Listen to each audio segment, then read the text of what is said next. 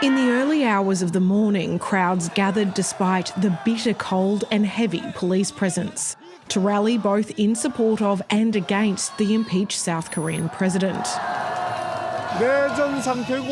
The country is in a state of civil war and anarchy. President Yoon needs to return so he can normalise the country.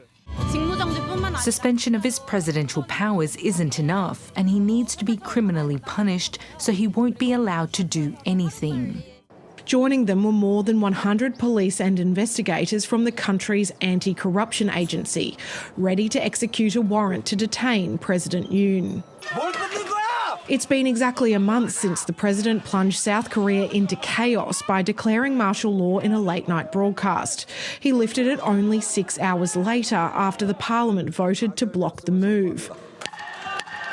He apologised, but the damage was done and he was impeached 2 weeks later. I'm very sorry and would like to sincerely apologise to the people who were shocked.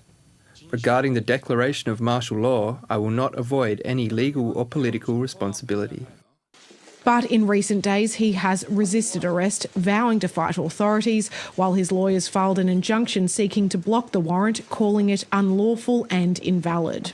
Once inside the compound, investigators and the Presidential Security Service faced off. But after several hours, the anti-corruption agency called it off for the day. The Republic of Korea is becoming a lawless world. As a South Korean citizen, I couldn't just overlook this situation.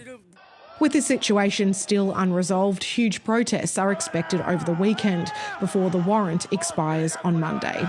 Kathleen Calderwood, ABC News.